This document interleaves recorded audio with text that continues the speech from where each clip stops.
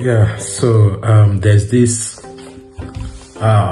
trending movie by Mount Zion titled Abattoir, and I think I watched quite a number of seasons, and if there's anything that stands out in that movie, it is this character that Baba Gbenro played in the life of a young boy whose father was distant at the time.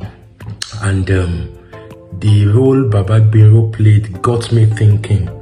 I remember after watching the movie, I had to pray a serious prayer. And my prayer was simple: God, send a man like Baba Gbenro to my life, because I feel like every Christian needs a man like Baba Gbenro, who is an intercessor, a man who can counsel, a man who will not just allow you do whatever you want to do, a man who will ensure that by all means God's counsel for your life stands. Such was the character that Baba Gbenro played. So, but as I prayed that prayer, I remember the Holy Spirit began to minister to me shortly after, and the message, what I received from the Holy Spirit was that actually all of us as believers, we do have that kind of person in our life. As we journey through life, God has positioned people like Baba Gbenro. Some people have interpreted the movie to say Baba Gbenro is a type of the Holy Spirit and what have you, but actually he is not. He's just somebody that the Holy Spirit has prompted and put a kind of a burden in his heart to be able to intercede and then watch over a life and see that that life fulfills God's counsel. And then so I began to just look at my life, and I look at my journey through life, and I was just thinking, has there ever been a man like Baba Gbenro in my life? And as I just trace it back, I discovered that I have quite a number of them. And I believe that a lot of us, one way or the other, we also have people like Baba Gbenro in our life. I remember when I was in secondary school, there's this woman I will never forget in my life. She was a CRK teacher. She attends my church, but a different branch. I attend the headquarters. She attends one of the branches. Her name is Mrs. Ayedo. At the time, she was teaching us CRK, and I think I was in GS2 when I lost my dad. And that was how the woman got to know me, because the news went far from the headquarters down to the branches. So she got to know that, okay, that was the boy who just lost his father. So this woman stayed on top of my matter and wouldn't allow me rest.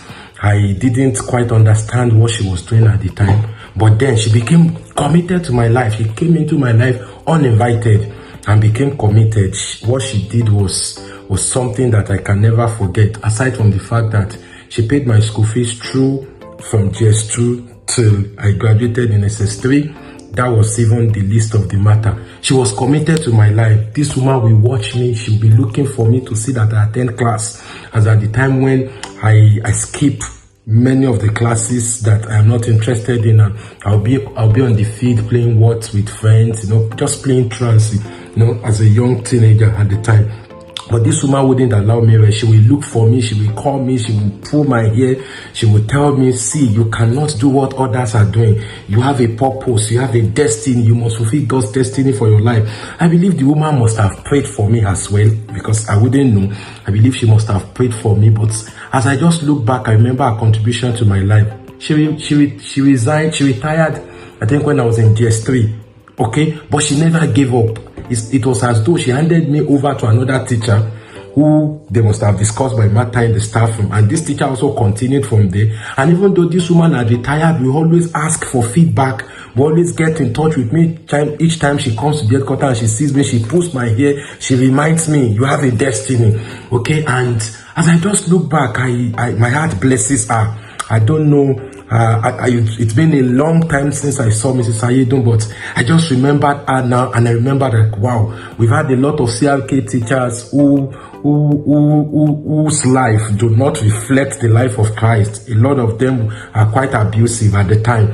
But this woman was not just our CRK teacher.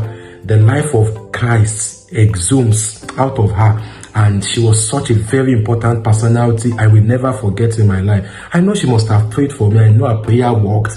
I know somehow God arrested me. I got born again. I know that somehow this woman saw me later and was quite impressed that within the same church, this young boy who at the time was playing trances, she was praying for, she was getting in touch with, ended up becoming a pastor even in the same church.